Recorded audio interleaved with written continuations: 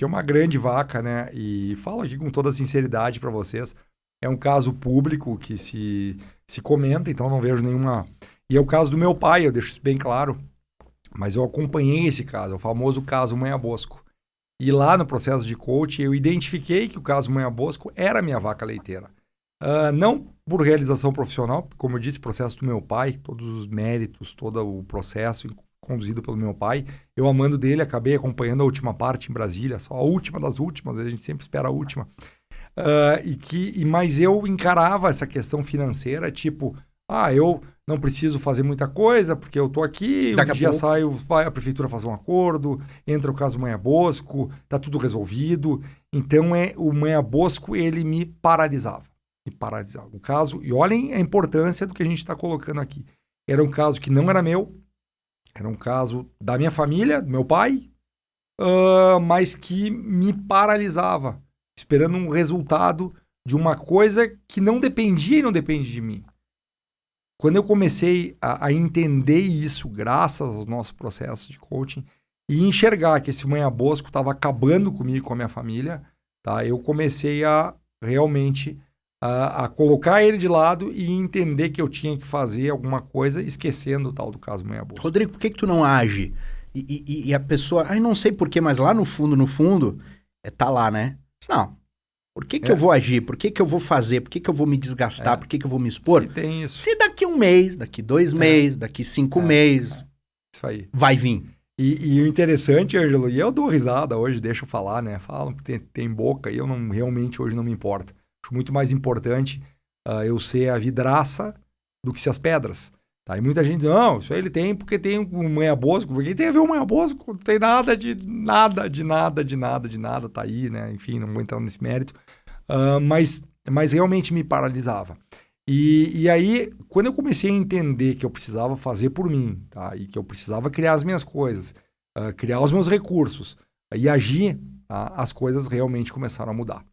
Então, eu ando hoje, e falo com todo orgulho, Ângelo, até quero fazer uma ressalva aqui, tu estava falando, eu estava me lembrando, eu falo muito do meu pai, falo muito da minha tia, no meu avô, mas eu tenho que falar da minha avó. E olha, obrigado, vereador Camilles, o querido vereador Camilles, se estiver nos assistindo, porque o vereador Camilles, um dia eu estava na Câmara de Vereadores, ele me chamou dizendo que ia me fazer uma homenagem à minha avó, Dona Lésia Luz Balém. E eu disse, meu Deus do céu, como é que eu não tinha visto isso? Esse amor que eu tenho pelas pessoas, e não é falso, quem me conhece sabe disso. Para mim não é nem um pouco custoso estar nos bairros, me dedicar às pessoas, ouvir as pessoas, estar lá no meio deles. E eu pensava, o cartório, noção jurídica com meu pai também se dá bem, mas sempre relacionava com o cartório. E não, é minha avó. A minha avó veio do Rio, olha o Rio de novo, de uma família riquíssima, se apaixonou pelo meu avô e acabou largando tudo no Rio para ficar com o meu avô. E, enfim, depois se fizeram. Mas a minha avó, ela era presidente da Legião Brasileira de Assistência, extinta LBA.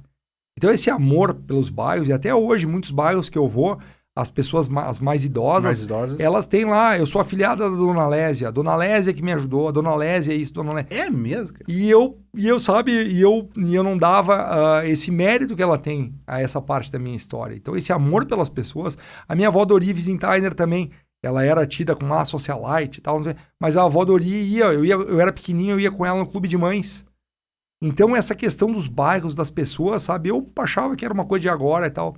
E eu realmente amo estar nos bairros, eu amo estar com as pessoas, sabe? Porque eu sei que eu faço a diferença na vida das pessoas, eu impacto a vida das pessoas. Eu acho que a nossa empresa, no momento que sim, se encontrou um propósito muito claro, tá? A gente traz hoje segurança para as pessoas, a gente garante dignidade para as pessoas. Então isso é muito importante. E aí as coisas fluem. Durante muito tempo, o Ângelo sabe disso, eu anotei aqui para falar, para vocês que estão começando, eu corria atrás do dinheiro. E enquanto eu corria atrás do dinheiro, eu tinha o dinheiro como causa, eu não tinha dinheiro. Simples assim. Eu só corria atrás do dinheiro. Corria atrás do dinheiro. Por quê? Porque eu não fazia dinheiro. Dinheiro tu faz quando ele se torna consequência. Consequência. Simples assim. Tu fala isso. Não. Vocês ouviram a minha história. Eu falo isso com a autoridade de quem viveu uma história. E o dinheiro é consequência daquilo de bom que tu faz. Hoje, Sim, entra, a gente produz muito, faz muito, a empresa está crescendo muito, tá? Mas essa questão do dinheiro é a propósito. Quero contar uma historinha, entrar ter que colocar a musiquinha lá da emoção, porque é uma história muito bacana, de uma grande ajuda desse meu amigo aí que está aqui na minha frente, do Ângelo Long. O que aconteceu? Eu já estava na etapa 2 do coach, então as coisas já estavam melhorando. Já tinha arrumado o propósito, a empresa já estava indo. Já tinha mudado a comunicação. Já tinha mudado a comunicação. Tava um cara grato. Já estava um cara grato, a empresa já estava crescendo, já tinha me mudado, né? Porque saiu do 8º andar, pegamos mais uma sala, depois o 8º andar inteiro, depois do 4º andar inteiro. Tinha reestruturado a empresa já com... Sim, já estava... Fazendo... Já, o bando, uma limpa um lá. pouco do bando tinha ido embora, né? Já tinha. O que é depois do bando? É o bando é grupo, grupo. equipe. Não, não é um bando para grupo, né? Mas enfim, já tava começando a organizar as questões. Nós temos que falar do Portolã depois, né? Que foi engraçado também. Mas tinha essa história de estar lá ainda e as coisas meio que não iam. E essa questão financeira continuava me impactando. Meu pai já estava no trabalho dele, graças a Deus, bem. Eu já tinha a empresa andando, tá? Então, só que eu às vezes chegava num ponto que a empresa ia acontecer alguma coisa que ela caía, do ponto de vista financeiro. E quando caía, era um horror. E aí vinha uma humilhação ruim. Eu tinha que, de alguma forma, pagar meus funcionários.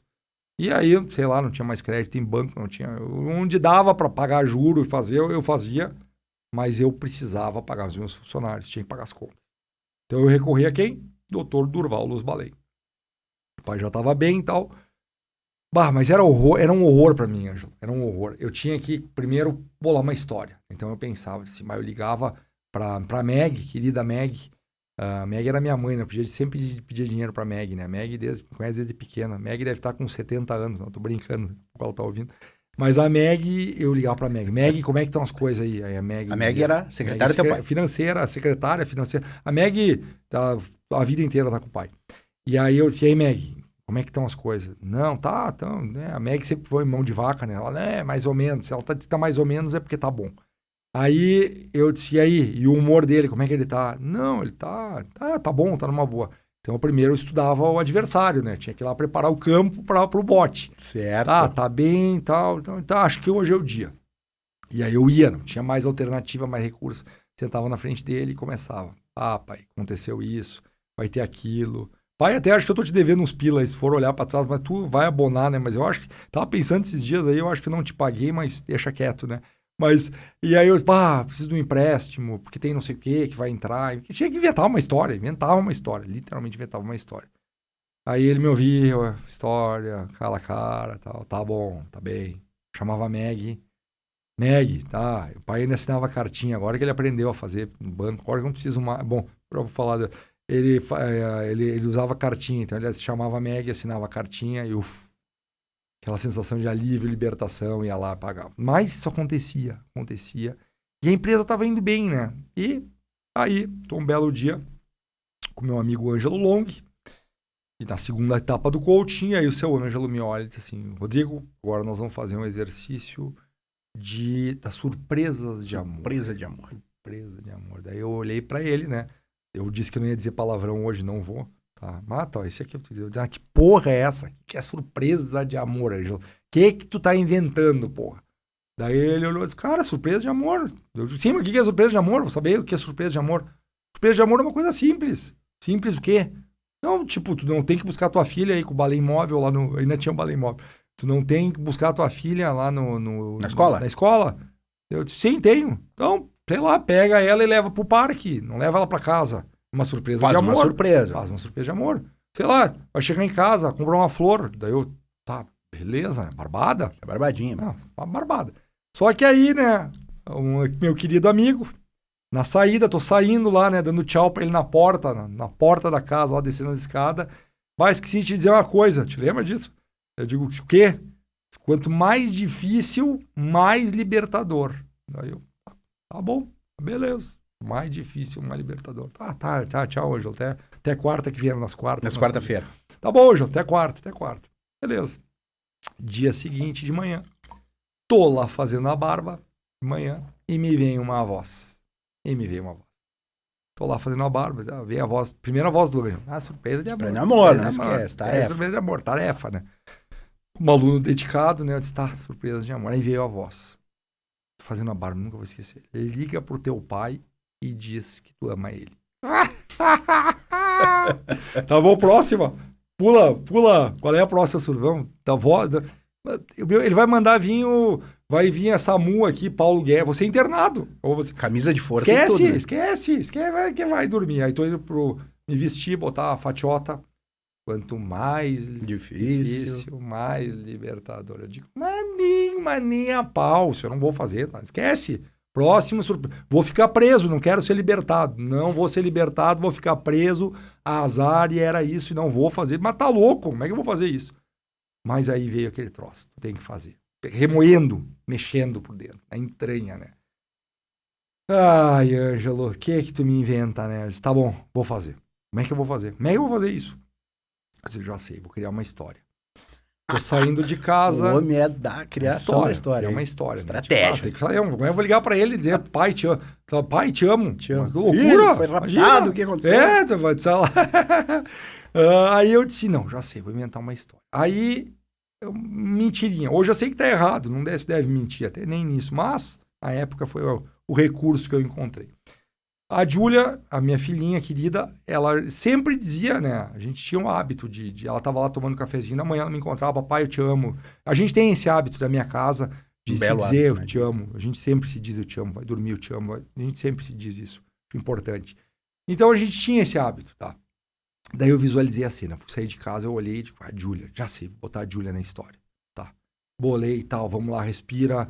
Desce, tô no carro, me lembro como se fosse hoje, onde é que eu tava na frente do antigo, descendo o morro da minha casa ali, no Recreio Rodoviário. Tava ali na frente, peguei o celular na mão e digo, é agora. Azar. E, pam, apertei, né? Chamou, eu digo, não vai atender. Atendeu. Oi, filho. Eu digo, beleza, oi, filho, né? Nem foi aquele oi de manhã cedo, pai, né? Oi, filho. Daí eu, tá beleza. Daí o papai, tô te ligando a dizer um negócio que assim, a Júlia tava saindo de casa, é a historinha. Tava saindo de casa. Aí começou a estratégia. Veja bem. Aí a Júlia me encontrou na saída, pai. E a Júlia me abraçou, me deu um beijo e disse, papai, eu te amo.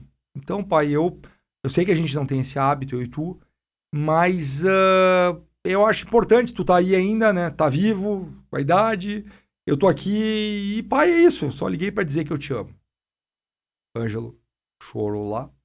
Choro cá, filho, também te amo, choro cá, choro lá, sensação de alívio, e eu nunca mais pedi dinheiro pro meu pai.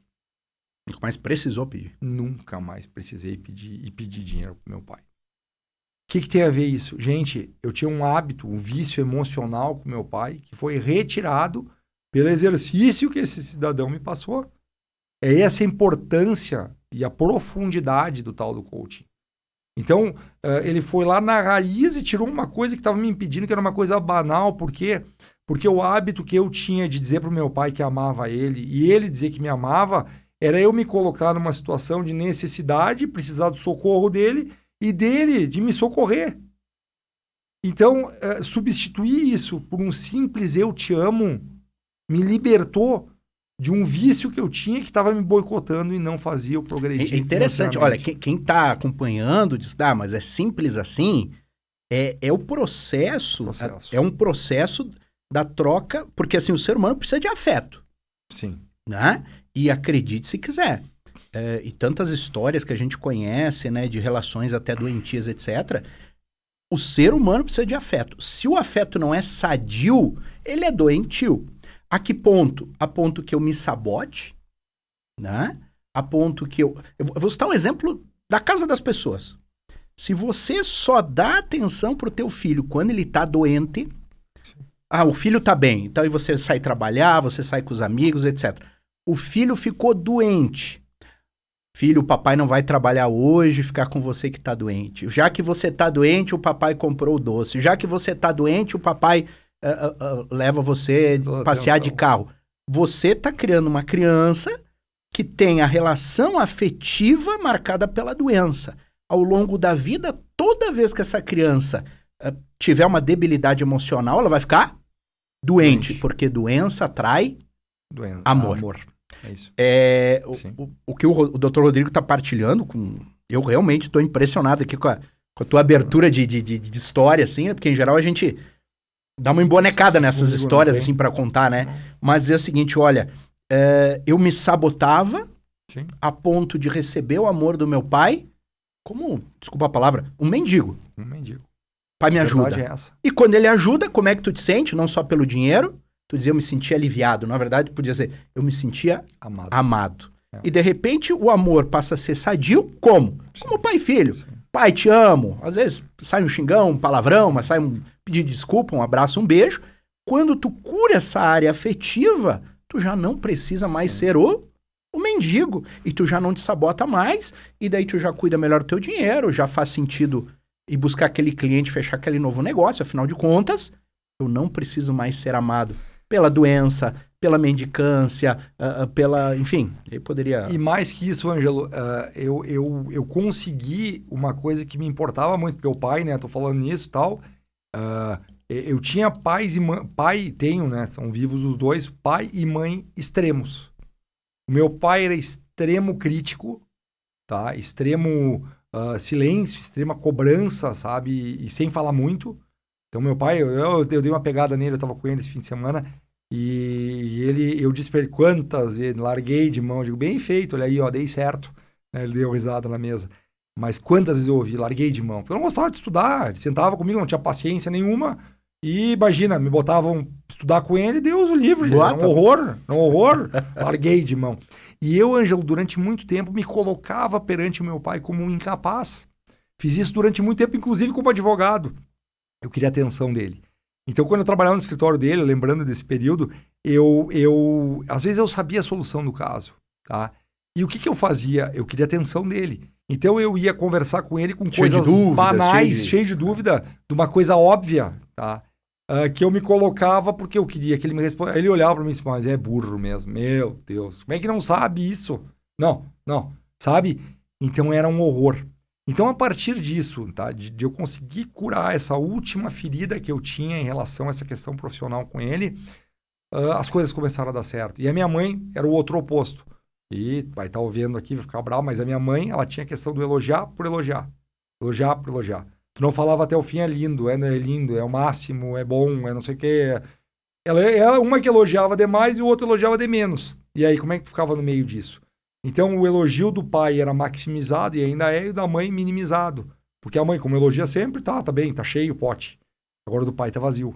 Então, ela fica brava, às vezes, porque o elogio do pai tem mais relevância, porque o elogio do pai tem mais significado. Porque a gente nota que é uma coisa...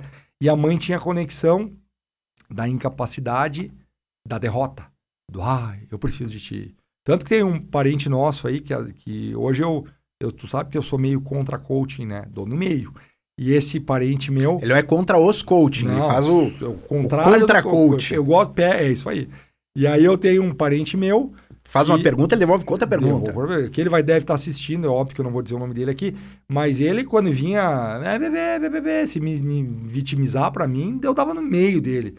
E aí um dia ele ligou pra mim se vitimizando, eu disse assim, ligou parente errado, número da Marga, minha mãe é tal, não é pra mim, tá? Ligou parente errado, liga pra mãe lá. Vitimismo é no outro departamento. No outro departamento. E isso eu sou grato a Paula, tá? Porque, como eu disse, eu tinha ganhos secundários por vitimismo. Vou lá, deu errado, e tinha carinho, atenção. Uma merda tu ter atenção por vitimismo. Por quê? Porque tu só gera problema, meu. Quanto mais tu quer atenção por vitimismo, mais tu tem que estar na merda. Porque se tu tá na merda... Hoje eu digo... teoricamente, mais amor vem. Exato. O amor doentio, etc. Mas vem, né? Eu quero voar sempre acima do radar do vitimismo. Minha família, entendeu? Meus filhos. Isso eu devo a Paula. Porque a Paula, meu querido amigo, quando eu chegava nela com mimimi, meu Deus do céu. Porque eu achava que, vou chegar e vou levar. Nossa! Levava a rejeição, a repulsa dela, sabe? Então, a Paula também, de certo modo, não. A Paula, ela foi fundamental nisso, para eu começar a entender que tinha que ser por outro lado. E aí, meus queridos amigos, lá do romântico disso, vem a palavra-chave de tudo na vida, o amor. O amor. Porque o amor te faz tu te mudar, te faz tu te moldar, te faz tu entender que as coisas têm que ser vistas e feitas de uma forma diferente. Um amor. e o amor é Deus. Tá? E é isso. Eu vejo isso, né? Por amar a Paula e precisar, entre aspas, desse amor dela, eu tive que mudar atitudes minhas, entendeu? Porque aí eu tinha... E de vez em quando eu ainda escorrego em algumas coisas, né? Mas a gente cada vez se policia para escorregar menos. Mas é isso, sabe? Um amor. Interessante a definição aí, né? Que amor é diferente de afeto, né? Amor é diferente. Ela me amava não me dando afeto. Exatamente. Mas era amor, né? Exatamente. E eu sou grato por esse amor dela hoje. Tu vê, né? Essa questão de amor e gratidão. O pessoal acha que são palavras clichês, gente. Esperança, fé, amor, Gente, gratidão. É tudo quando tu assim, fala, ó, a pessoa arrepia. Mas na verdade, cara, é o que se resume fica o negócio todo, né? Tu não acreditar em nada do que eu e o Ângelo estão falando. E eu gosto de falar porque estão os meus resultados aí. Vamos lá ver os resultados. Então eu posso falar. Pega uma placa e escreve isso. Amor, esperança. Escreve isso. Prosperidade. Vitória, vitória, vitória. Eu posso mais. Eu posso mais. Escreve isso. Sabe por quê? Porque durante muito tempo eu achava que eu era um merda, um incapaz, um cara que não ia dar certo. E aí eu comecei a, em vez de me fazer de vítima, me fazer de vencedor. E aí eu comecei a dizer, não, eu posso mais, não vai dar certo, vai ser, vai funcionar, vai. Apesar dos gritos interiores o tempo inteiro. Que diziam, não é verdade, a gente diz, é verdade. Eu gritava mais alto que era verdade, até que aconteceu. E aconteceu. Então, assim, a dica que eu dou, tá? Fala, profetiza. Cuidado, Ângelo, a gente falava fora do ar, com aquilo que tu pede para Deus. Porque pode ser que aconteça. Entendeu? Então, hoje, as coisas estão acontecendo, sabe? Eu digo isso sempre, clichê do nosso amigo Paulo Vieira, tá só começando. Eu falo melhor isso para os meus funcionários o tempo todo, melhor está por vir. A gente está já abrindo a primeira unidade da Balém fora do Rio Grande do Sul, no Paraná, em Ponta Grossa, por uma estratégia nossa, Ponta Grossa. Já temos operações startadas em todo o país. Já temos uma grande empresa. Hoje, Ângelo, até falando do Balém Imóvel, né? Eu vou falar aqui, azar. Eu tive, enfim, eu não vou discutir o certo ou errado, mas... Tu não tem mais Balém Imóvel? Não tenho mais Aquele lá, não? Não, eu tive que vender por causa da OAB. Eu não sei se eu devia estar falando isso aqui. Portolã vai me matar. Depois vamos falar um pouco do Portolã, que ele foi o cara que me balizou. Eu queria entrar nessa... Paula, nós vamos falar. Mas e vai me matar, né? Já estou falando isso porque se ele tivesse aqui do lado, ele já ia estar fazendo aquele... Como é o gesto que ele faz, aquele... Não fala, mas vou falar. Eu entendo a Ordem dos Advogados do Brasil, respeito, mas eu criei uma empresa diferente. Eu deixei de ser um escritório de advocacia. E a OAB muitas vezes me persegue, eu me perseguia, enfim, alegando que eu fazia captação. Então, o Balém Imóvel tinha escrito Balém Advocacia, regularizações... não pode Para eles não pode. Por quê? Porque são atividades correlatas que a OAB... tem, né, que não permite que a advocacia tenha essas outras expertises dentro. Então, a partir disso, o que a gente fez? A gente separou o grupo. Então, hoje eu tenho a Balém Group, tá? Que abaixo da Balém Group tem a Balém Regularizações, a Balém Topografia e a Balém Projetos. Então, nós temos 3 empresas abaixo da Balém Group. E vem mais por aí. Que não tem advogados, são engenheiros, técnicos. Exato, são empresas de regularização fundiária. Tá? Logo vai vir a Balém Financeira. Eu estou fazendo como é que se fala? Como tu adianta antes do... Tem o termo, tu deve saber. Startup. Spoiler. Vou dar um spoiler. Spoiler. Tem a Balém Imóveis que vem por aí, a Balém Financeira. Por quê? Porque são negócios correlatos àquilo que nós fazemos. A gente começou a ver o grupo oportunidades naquilo que nós estamos fazendo. E tem a Balém Advocacia que está fora da holding. Onde estão os advogados. Exatamente. Então não existe uma captação. Hoje, nessa volta toda, a advocacia é um prestador de serviço para uma coisa bem maior. Exatamente. Ela também faz papel de advogado lá. Ela é contratada, a Balém Advocacia, se precisa, para serviços para a Balém Group. Até deixa eu entrar nessa questão do business ali, porque o que acontece? O doutor Rodrigo se apaixona por aquele assunto todo nosso de inteligência emocional, etc., usa isso para a vida pessoal. Sim. E daí vem essa segunda etapa. Cara, e eu sempre gosto muito disso. A gente fala de fé, de esperança, mas a gente sabe que tem um caminho e não é historinha para boi dormir. Tem muito trabalho envolvido. Muito. E lá pelas tantas começa a questão, como é que eu uso isso agora para minha pessoa, etc. Legal. Como é que eu uso isso para o meu negócio? E uma das primeiras atividades, assim, né? O Rodrigo começa a tomar as atitudes, vê a equipe que ele tinha, ele identifica, era um bando, vamos começando, vamos vendo o clima emocional da nossa empresa, achando propósito, etc. Tudo isso vem um pouco da área da inteligência emocional. E lá pelas tantas entra essa questão da inteligência coletiva. Como mais eu posso usar essas ferramentas aqui? E veio o nosso querido amigo Dr. Portolã, né? Sim. Ângelo, olha, é como diz assim, bom, a carroça é grande para puxar, sozinho eu não vou, preciso de gente forte comigo. Quem é essa pessoa? Como é que pode ser essa pessoa? E aí entra a história do Portolã, que também é um capítulo à parte fantástico, né? Incrível. Mas assim, olha, pai, é o meu irmão, né, de alma, o irmão de vida, sabe? O Portolã foi meu colega lá no tempo da faculdade. E eu sempre gostei do Portolã. Ah, vocês se cruzaram lá? Sim, mas assim, tipo, era um amigão, era um cara querido, sempre foi uma figura, tu definiu ele bem. Era um, como é que é? Um cri-cri queridão. Põe cri-cri nisso, mas é um queridão. Mas era o cara pra comer o pastel no bar. Um cara querido, pra conversar e tal. Sempre gostou de ouvir, eu sempre gostei de falar, combinava, Fechava né? todos. Fechava todos. E aí um dia, tu vê que ironia do destino, né? Eu já tava nessa etapa, já tava com o Ângelo. Já tava com clareza a questão imobiliária. Já tava com clareza a questão imobiliária. Já tinha consertado a questão com a Garda e com o Elton, com o Júnior. Eu andava com o Júnior vendendo regularizações em condomínios. E num belo dia, fui fazer uma venda numa área onde o Portolã mora.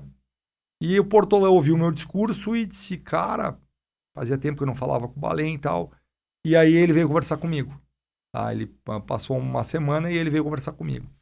E ele foi uma pessoa assim, enviada por Deus, sabe? A pessoa certa no momento certo. Por quê?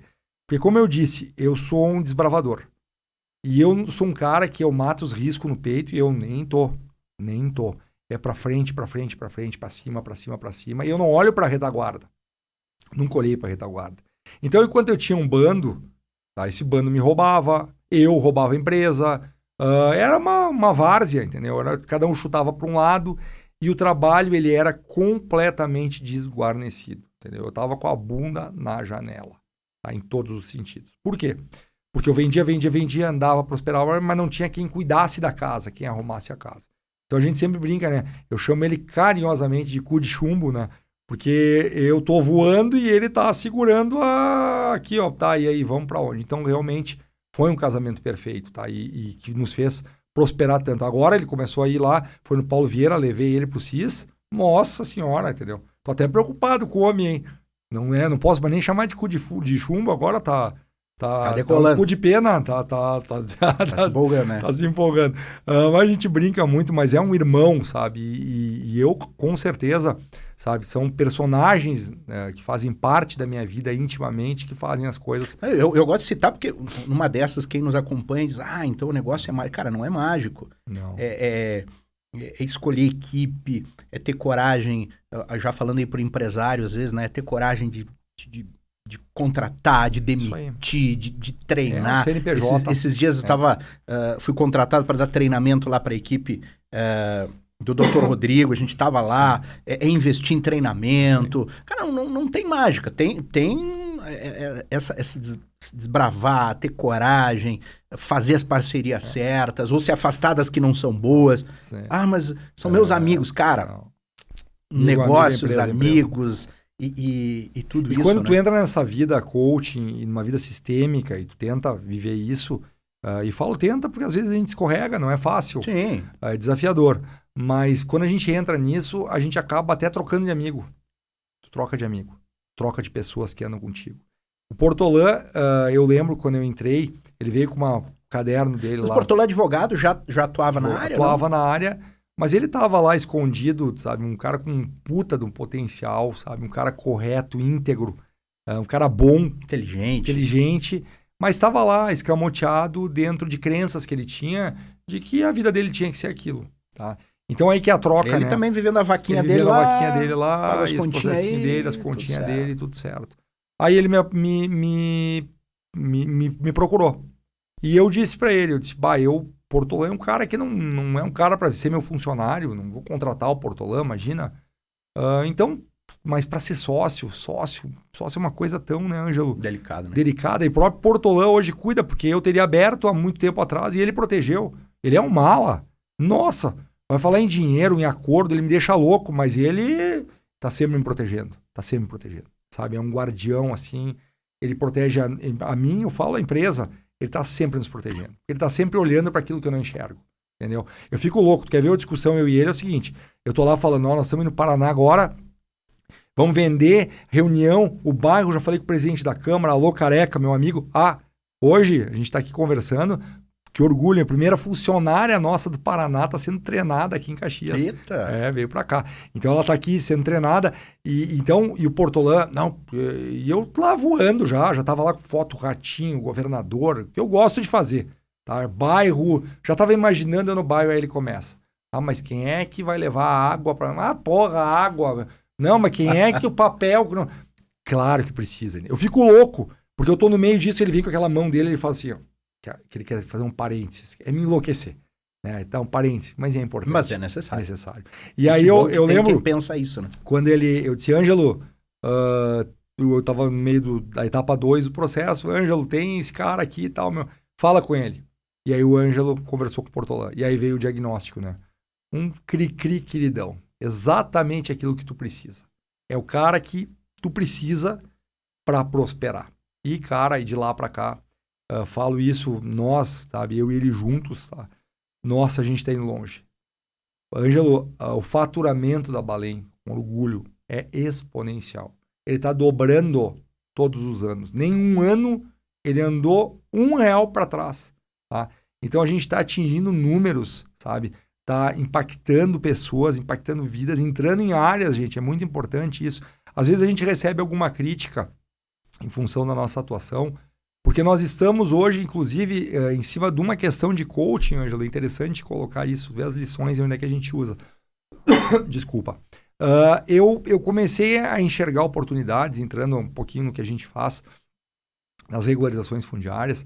Eu comecei a ver que tinha os bairros de Caxias e que a Prefeitura Municipal de Caxias iria, sim, fazer. Porque a REURB, que é o processo que a gente trabalha, a REURB, quando ela é social, a obrigação legal de entregar é do município, dos Sim. municípios. O município teria que entregar de graça para as pessoas. Ok? Ok. O problema é quando o município vai entregar. Quantos anos vão se passar? Quantas décadas vocês que nos ouvem estão aí esperando o município entregar? E não é culpa do prefeito Adiló, não é culpa do Guerra, Os que vieram do antes Sarto, ou que virão depois. É uma situação que está economicamente, parafraseando meu amigo João Eza, a prefeitura não tem perna para entregar. A verdade é essa. A verdade tem que ser dita. Então, o que nós fizemos através dessa lei? Nós chamamos os bairros para o protagonismo. Autorresponsabilidade. Aplicação direta do coaching nas comunidades. Para de esperar. Então, nós, hoje, a Balém vai lá e oferece para a comunidade. A gente está atuando em áreas Coesp, Monte Carmelo, Paraíso Cristão. Áreas que ninguém entrou. Tá? E nós vamos lá na comunidade, colocamos para a comunidade esse discurso de uma forma muito transparente. Vocês têm duas opções. Ou vocês ficam esperando, ou vocês tomam o protagonismo. Para tomar o protagonismo, vocês têm que contratar uma empresa como a nossa. Para quê? Para levar para a prefeitura, em muito menos tempo, aquilo que a prefeitura deveria buscar. O que talvez vai saber isso. Vai saber nunca. E o que acontece quando o bairro toma o protagonismo e faz isso? Ele obriga a prefeitura a dar a contrapartida para ele, que é a infraestrutura. Então, na verdade, é um ganha-ganha. Ganha a prefeitura, por quê? Porque o bairro está entregando aquilo que a prefeitura não conseguiria entregar. Tá? A prefeitura coloca os equipamentos públicos, a gente tem um processo fechado em várias áreas, né? A gente vai a Brasília auxiliar o município a buscar recursos justamente para suprir isso, porque a gente sabe que a prefeitura não tem. Então, ganha a prefeitura buscando recursos em Brasília através dos projetos que nós fazemos, tá? E o bairro ganha a titulação. Então, o bairro, as pessoas recebem a titulação na propriedade. E uma vez com titulação, daí começa toda a infraestrutura. Começa absolutamente tudo. Entendeu? Então, luz, água, então eu gosto de colocar isso, e esse é o objetivo, não é nem falar tanto nos negócios, naquilo que a gente faz, porque isso eu faço toda hora nos vídeos, mas era isso, era falar da minha vida, da minha história e de como é que se chegou naquilo que a gente está chegando e está buscando, né? E que está só começando, como eu falo sempre. O Portolã, como eu disse, ele tem esse cuidado, ele está olhando. Hoje tem o Fábio, tem a Grazi. A gente tem, para citar dois, eu não quero ser injusto, mas nós temos uma equipe enorme hoje, está crescendo, tem as minhas bolinhas lá. Tá? A gente está ampliando a estrutura de uma forma, sabe, O Gabi Bassos, se estiver assistindo, que ele é o dono do prédio onde nós temos a Balém. Então, toda hora diz, Gabi, tu vai ter que tirar alguém, vai. Então, agora ficou a sobreloja, o primeiro andar. Já temos 2 salas no segundo, 2 salas no quinto. Então, a gente está realmente crescendo e fazendo a diferença na vida das pessoas. Que é isso que me importa, fazer a diferença na vida das pessoas. O crescimento da empresa, não adianta, ele é necessário. O Porto Alegre dizia, não, tem que esperar a água bater, a água já bateu. Tá? A gente está criando, na verdade, tsunamis, não são ondas. Porque nós estamos mexendo em áreas onde ninguém mexeu. Nós estamos entrando em comunidades onde ninguém entrou. E eu não tenho medo disso. Eu não tenho medo disso. Porque quando tu tem o propósito, tu tem a convicção, tá? Vai dar certo. Vai dar certo. E dá certo. Vai dar certo. É um estágio da vida da gente, eu acho, né, Rodrigo? Quando a gente encontra... tem um autor, Mark Twain, ele diz assim, os 2 principais dias da nossa vida. O primeiro é quando a gente nasce, o segundo é quando a gente descobre por quê. Né? E quando o cara encontra o porquê, o cara fica meio imparável mesmo, porque tem um outro cara do RH, o Rancharan, que ele diz o seguinte, descobre o teu propósito, descobre aquilo que tu veio para fazer, aquilo que é teu DNA, né? E depois encontra um jeito de ganhar dinheiro com isso. É aquela coisa assim que o cara faria até de graça, né? Cara, eu amo tocar violão, tocaria violão 12 horas por dia. Legal, então vai tocar violão. Agora, só a vida real, tu tem que sustentar, enfim. Como é que tu faz ganhar um troco tocando violão? Eu quero impactar pessoas, eu quero ajudar pessoas, eu acho que é uma dignidade para a pessoa. Eu fico pensando, toda essa situação, por exemplo, de incerteza, que a pessoa fica 10, 15, 20 anos morando numa casa, esperando que alguém bata lá um dia dizendo, cara, ó, tem um processo aqui, vai-te embora, porque... E morrem, Ângelo, e as pessoas morrem. E não tem nenhuma herança direito para dar nada, e tal. É muito sério. Uma insegurança constante, e de repente isso pode se concretizar numa dignidade, num papel, dizendo, cara, é teu. Fica sério. Tranquilo, dorme tranquilo. Se você vier faltar, vai virar herança pro teu filho, pro teu neto, né? Tá se impactando gerações, na verdade. Exatamente, né? Esse é o propósito, é isso a que viemos e para que viemos, tá? E criando uma equipe multidisciplinar, eu costumo dizer, eu entendo a língua do bairro, eu sei o que eles falam, e eu sei o que eles querem. O que eles querem? Eles querem o título de propriedade. Eu me lembro bem, quando eu trabalhava no cartório Balém, eu vou voltar lá para meus 12 anos, eles chegavam lá no cartório e eles chegavam com uma cartinha azul, os mais antigos vão lembrar, que era a carta BITSE. Tá? A prefeitura emitia uma carta azul, então ela vinha numa capinha azul. Aí eles chegavam no cartório e diziam, eu quero averbar esse imóvel aqui na matrícula dele, né? Averbar, então colocar a construção na matrícula. Daí eu olhava para eles, primeira questão, tu tá no Balém errado. Porque isso aí seria no registro de imóveis. Tinha os 2 cartórios Balém, os 2 eram o segundo, né? O segundo tabelionato e o segundo registro de imóveis. Isso é lá no registro de imóveis. Mas, para ti lá no registro de imóveis, tu vai ter que fazer um requerimento. Aí tu vai no despachante que tem aqui atrás da galeria, que eu sei que os despachantes fazem. Vai lá fazer o requerimento. Mas, esse requerimento, para ter validade lá, tu vai precisar anexar a certidão negativa de débitos da Receita Federal. A CND do INSS. E para isso, é só tu preencher a DISO lá na Receita Federal. Imagina a cara do cidadão. Caraca! Tá? E precisa da certidão também de confrontações. A gente tinha uma certidão na prefeitura que tu só vai lá no SMU. Então era um monte de letrinhas que tu jogava na vida da pessoa e o cara ficava olhando e disse, meu Deus do céu, eu contratei, eu paguei o cara para fazer isso. E eu, Ângelo, sabe que com 12 anos eu comecei a ter as convicções daquilo que eu vendo hoje. Eu disse sim, ele contratou o cara e pagou para isso. Por que o cara não entrega tudo? Não faz, né? Entrega pronto, agrega valor. Agrega valor. Então é isso que nós fazemos hoje. Eu costumo dizer que a Balém não é cara, a Balém é completa. Então hoje quem contrata, quem confia o trabalho à Balém, ao grupo Não precisa Balém, saber as siglas todas. não precisa saber as siglas todas.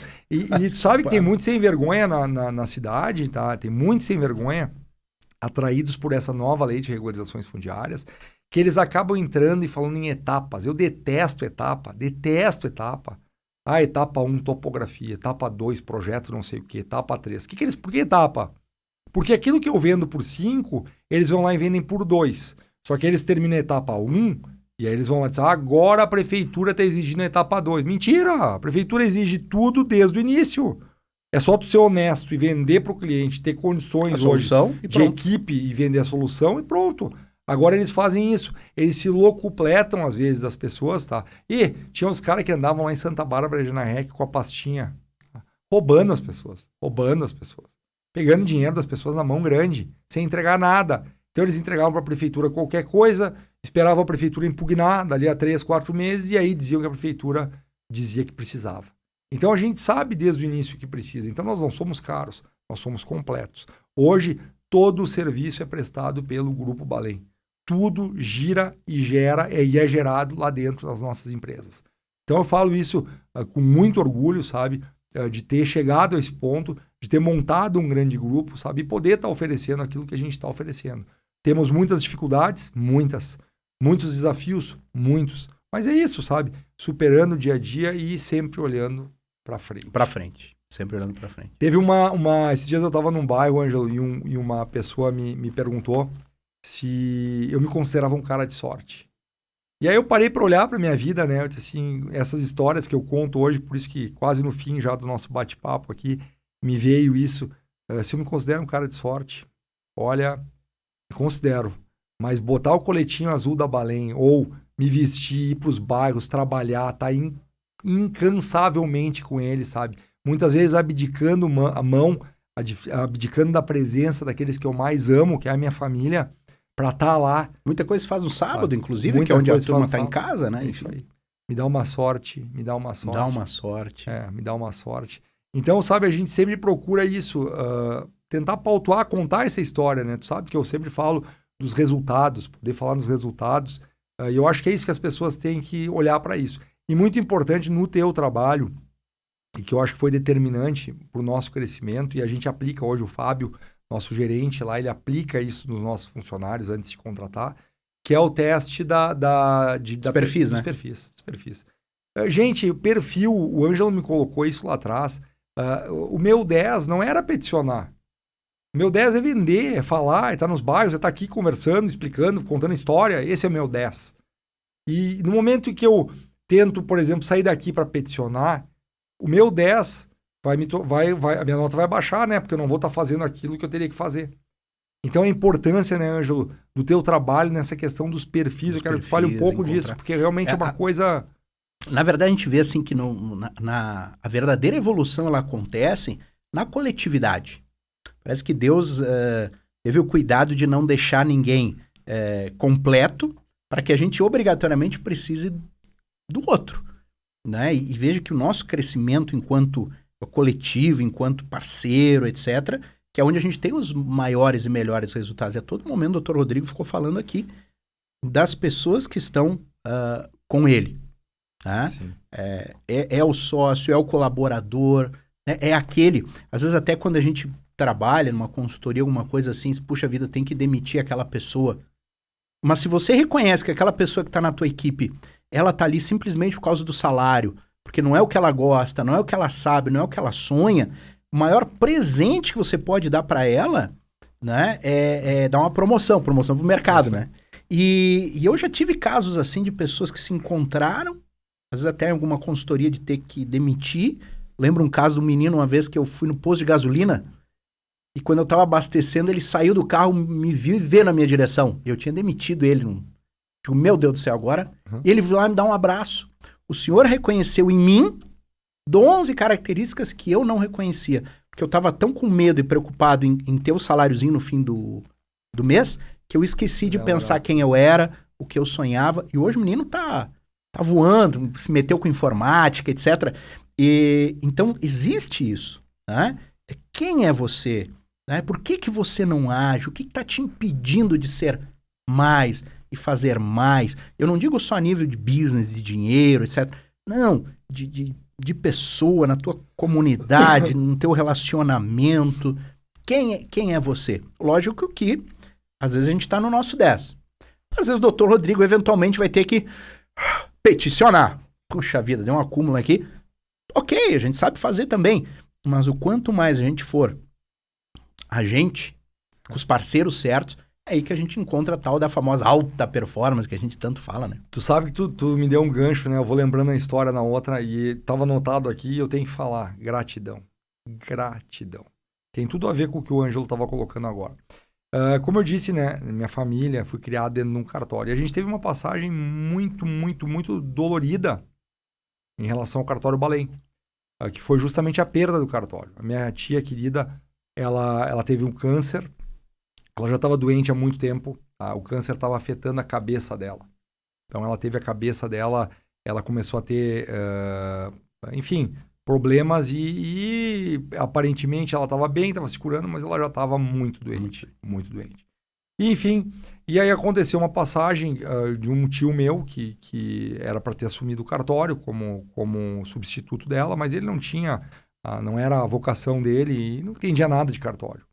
Então a ideia era, eu tinha o escritório, a Balém Advocacia na época, a minha irmã, que tinha trabalhado um tempão no cartório, a Giovana deveria ser recrutada de volta para o cartório, e o meu tio assumiria, ficaria como tabelião pelo período, enfim, até que alguém fizesse concurso, enfim, até hoje está em vacância o cartório, o querido Marcos Cunha Lima, quem acabou assumindo, mas está lá o cartório. Então, havia tido essa oportunidade de ficar com o cartório. Mas aí aconteceram aí, enfim, uma sucessão de fatos que se acabou determinando a perda do cartório. Durante muito tempo, eu praguejei o juiz que nos tirou o cartório, eu detestava o juiz, eu falava mal do juiz, eu falava mal da situação, eu reclamava da situação, falava mal da minha tia, eu estava odiando a minha tia, odiava a minha tia. Aí, um belo dia, o Ângelo, nessa linha aí da surpresa de amor e tal, tem o tal desejo de gratidão. Sempre esse Ângelo aí com esses troços. Aí eu peguei e disse, e eu já estava na fase 2, se vocês começarem a fazer agora o coach com o Ângelo, fica o spoiler, quantos são os primeiros? 20, né? 50? A primeira é 12. 12. 12, gente. 12 reuniões, né? Não. A gratidão lá, eu sou grato por quantos tem que escrever. A gente começa com 30. Ainda vai pro 40, 50. 30. Não, 40. Tá, 40. Era tipo, tá, 40. Beleza. Não, era 40 pra mim a primeira. Já foi difícil que morria fazendo. Só que como eu já estava na etapa 2 do coaching... A gratidão que ele fala é escrever frases de gratidão. Eu sou grato pela minha vida, eu sou grato pela minha família, eu sou grato por... Que vier na tua cabeça que tu é grato por. Escrever é importante. Caneta. E caneta, e eu sou grato por. E eu já estava na fase 2 do coaching, sei lá quantos que o Ângelo tinha mandado eu botar lá, acho que era 300. Eu tinha que escrever 300 todos os dias. Imaginei vocês, acordar de manhã e escrever 300 vezes. Não é maneira de dizer, escrever. Eu tenho até hoje lá o meu caderno lá na recordação. Cheio de... Eu sou grato por. E aí começar, eu sou grato pela Paula, aí tu começa as subdivisões. Não, fica a dica, né, pra quem vai começar. Não vai botar eu sou grato pela família, já faz a subdivisão. Bota o nome eu sou grato pela Paula 1, eu sou grato pela Júlia 2. Na minha família, eu pego os Wiesenthiner, tem um monte, então dali davam uns 40 já, né? Mesmo mentindo que tinha uns que eu não era grato, mas enfim. E aí chegou um dia que eu tava lá, tinha que fazer 200, é umas coisas que eu falo. Tinha que fazer os 200, eu disse, tá, vamos lá. 1, 2, tal. Aí eu disse, mas puta, que eu vou falar de eu sou grato. E aí me veio, cara, eu sou grato pelo escritório. Nossa, meu ganha-pão é daqui? Não tinha me dado conta. Já tava no coaching etapa 2. E aí eu comecei a voltar no tempo no escritório. E aí eu comecei a colocar, eu sou grato por essa mesa. E aí me veio, quem é que me deu essa mesa? Minha tia. A tia. Eu sou grato por essa sala. Quem é que me ajudou a estar aqui no início? Minha tia. Eu sou grato por... E aí eu comecei, tá? E aí eu comecei a entender o quanto eu era grato pela minha tia. E quanto eu fui grato e coisas da minha infância que ela me ajudou e começou a vir. E hoje, a única palavra que eu tenho para representar minha tia Jussara é gratidão. Dissipou o ódio, dissipou tudo.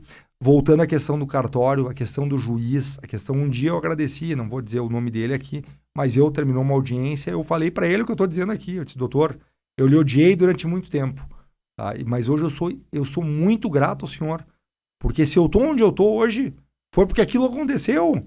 Porque se aquilo não tivesse acontecido, teria sido outra vaquinha leiteira na minha vida e eu não teria prosperado.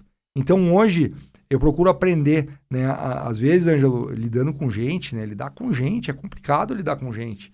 Mas eu tento buscar hoje em cada questão, cada passo, um aprendizado. Então, a dica que eu dou para vocês é isso. Olhem para a situação, analisem a situação. Vejam aquilo que vocês podem tirar de gratidão antes do ódio, para não se boicotarem. Então, hoje, eu cuido isso, sabe? Eu cuido aquilo que eu falo, aquilo que eu profetizo, aquilo que eu agradeço. Tem muita gente que diz, né, às vezes, eu sou podre, aquele cara é podre de rico. E aí? Quando é que tu vai ser rico? Só o dia que tu for podre. For podre, né? Ninguém quer ser podre, então tu não vai ser rico. Simples assim. Todo rico é ladrão. O que tu quer? Eu quero ser rico. Opa, então tu vai ser ladrão. Quer ser ladrão? Ou aquele que diz, não, Ângelo do céu, eu tô feliz da vida. Tu não imagina quanto nós pagamos de imposto, cara. Cara, pagamos um caminhão de dinheiro de imposto. Por quê? Porque a empresa tá prosperando. O faturamento é alto, né? Altíssimo, senão eu pagava imposto. Vou dizer o quê? Não vou pagar imposto. Sabe? Então são coisas, gente, que a gente se depara hoje no dia a dia, pequenas coisas que transformam. E é para isso que vocês têm que olhar. Tem coisas que estão boicotando hoje, sabotando a vida de vocês, enterrando a vida de vocês, enterrando os sonhos de vocês. E são coisas pequenas que talvez um simples exercício de gratidão, um simples movimento teu, vai mudar. Vai mudar tudo. Então, meu querido amigo Ângelo, eu sou eternamente grato, tá? Por tudo que tu representou na minha vida, na minha família. Tu sabe o carinho que eu e a Paula temos por ti, sabe? Porque realmente tu foi uma daquelas pessoas que mudaram o meu destino. Tu tem um propósito. Até abrindo parênteses da Paula. Paula é fantástica, né? E a gente sempre diz que atrás de um grande homem sempre tem uma grande mulher. A Paula não tá atrás porque ela também tem os projetos dela e tal, estão caminhando junto, né? Um dia a Paula me aparece lá no escritório, diz, cara, quero falar com... O que é que tá acontecendo com o meu marido aí, né? E ela também fez esse processo e foi Acabou se tornando Master Coaching. Isso. E a Paula é cética. A Paula e o Portolano separados na outra vida. Tem um perfil, saíram né? do mesmo lugar, né? E a Paula era completamente cética. Psicóloga, então ela não é processo coaching. Aí nós fomos juntos lá pro Método CIS em Curitiba e lá a Paula resolveu ser Master Coach. E ela abraça esse processo, e claro, porque ela é psicóloga, ela tem toda uma visão bem mais profunda da psique humana, etc, né? Cara, que história, né, cara? Mas tu, cara, tu é um cara que tem um dom. Tu é um cara que tem um dom, tá? Eu não te deixo sumir. O Ângelo, às vezes, eu ligo pra ele, então, onde é que tu anda, porra? Sumiu de novo! Sumiu de novo, porra! Anda perto aqui, tchê! Porque assim, tu é um cara que eu gosto de ter perto. Tu é um cara que eu gosto de ter perto. Sabe? Tu é daqueles amigos queridos que me ajudam a falar, que me ajudam a me abrir, sabe? Eu não tenho nenhuma papa na língua contigo, sabe? Eu acho que isso é importante. Tu sabe que isso aqui foi filmado, né? Não, azar, tá por dentro, né? Não é nós batendo papo na sala sozinhos, né? Mas é legal quando é assim, sabe?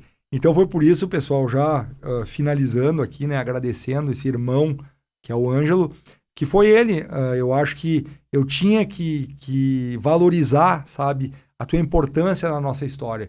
Então foi por isso que tu foi o primeiro convidado, né, desse projeto, que eu espero aí, se o pessoal gostar, tiver visualizações, que dê certo, tu foi o nosso primeiro convidado para isso, em função de tudo isso que tu representa para nós. Eu tô pensando aqui se eu falo ou se eu não falo, mas tu tá fala. Tá tão bocudo, né? Fala. Só para fechar, assim, eu trabalhei muitos anos na empresa da família, saí e continuei na empresa da família, saí com os pais, fui trabalhar com meu irmão, fiquei diretor da empresa dele. E eu acho que é isso que o Rodrigo fala, fazia muito bem o meu trabalho, mas um pouco desviado de propósito, né? E somado a muitos fatores. Primeiro que eu não soube me cuidar, enfim, né? Várias situações que hoje, graças a Deus, eu entendo um pouquinho melhor. Eu caí num profundo processo de depressão. Tudo muito antes do coaching, etc. Sim. E eu acho que eu já te contei isso, mas enfim, Rodrigo. E um belo dia, fiquei 3 anos com depressão e orgulhoso. Orgulho, cara, meu Deus do céu, que doença terrível. Quem é que é o pai do orgulho? Fala pra ele. É o capetão, né? Claro, o diabo, o pai do orgulho. E eu lembro que eu ia no médico com dores no peito e dizia, doutor, agora entupiu a veia. Fazia um monte de exame dizendo, cara, não é veia entupida. E a doutora dizia, cara, tu tem um processo, tu tá com depressão. E eu disse, não, tô com depressão, tô orgulhosão, né? E foi 3 anos esse processo. E um belo dia eu acordei de manhã, tava em Fortaleza, de férias, dia perfeito, minhas crianças lindas brincando, né? Eu tava no lugar que a gente tava, tinha um pátio lindo, o dia perfeito, nos preparando para ir pra praia em Fortaleza, e uma tristeza louca me comendo por dentro. E eu olho para minha esposa e digo assim, Ana Paula, eu preciso de ajuda. Foi primeiro assim, depois de 3 anos cara, eu realmente preciso de ajuda. E a Ana Paula, minha esposa, me pega na palavra. E olha o que é as mulheres na nossa vida, hein, Rodrigo? Vamos ser sincero. Disse, então tá, quando a gente voltar pra casa, tu vai fazer o que eu mandar. Eu volto pra Caxias, depois dessas férias aí, férias frustradas, assim, porque tava tudo tão perfeito, mas eu não tava legal. E quem foi a pessoa que a minha esposa, muito antes do coaching, foi pedir ajuda? A pessoa que veio na cabeça dela. Eu sei. A dona Marga, mãe do Rodrigo. É como se fosse um toma lá da... Eu não sei bem como é que funciona essas coisas, mas quando eu estive no pior momento da minha vida, a pessoa que nem me orientou a minha esposa. Olha, faz isso com ele, leva ele em tal lugar, faz tal processo. Ela ligou pra dona Marga Wiesenthiner, né? Wiesenthiner Balém. Dona Marga, o que é que eu faço com meu marido? E a Marga ajudou a minha esposa no meu processo de recuperação. Claro que quando eu aceitei a ajuda, em menos de 6 meses eu tinha... Tava tudo certo, né? Nesse meu processo eu melhoro, faço lá meus cursos, viro coaching. Um belo dia, quando eu tô muito bem, curado, encaminhado, trabalhando, quem me aparece? O filho da Marga. Que loucura, né, cara? Como é que as coisas se entrelaçam e tudo, né? Quer dizer, se hoje tu me diz uma história essa de gratidão, quanto eu sou grato à minha tia, tua família, né? O seu Durval, meu Deus, quantas vezes fui lá, batia lá no escritório do seu Durval, meio-dia, porque eu sei que, eu não sei se ele agora voltou a almoçar ainda, não? Igual. O almoço dele é um café com leite? Café e o paeiro dele. E um paeirinho, né? Passava lá incomodando, ficava uma hora e pouco com o seu Durval lá batendo papo. Pegando umas dicas com ele e tudo, né? Então, isso é real, gente. Isso é real. Isso é real. É real. Quem tem o coração aberto, as coisas vão se entrelaçando. E eu agradeço muito a oportunidade de estar aqui. Gente boa agradece gente boa, né? Meus amigos queridos, obrigado pela audiência, né? Pela paciência de vocês, mas foi muito bacana aí poder compartilhar com vocês, né? Essas histórias aí que eu já tinha compartilhado com o Ângelo, ouvi dele, esse cara especial. E acho que vai ter episódio 2 aí, vamos criar outro título, esse era o Homem por Trás da Empresa, e vamos ver o que vem por aí. Obrigado a todos vocês, abraço.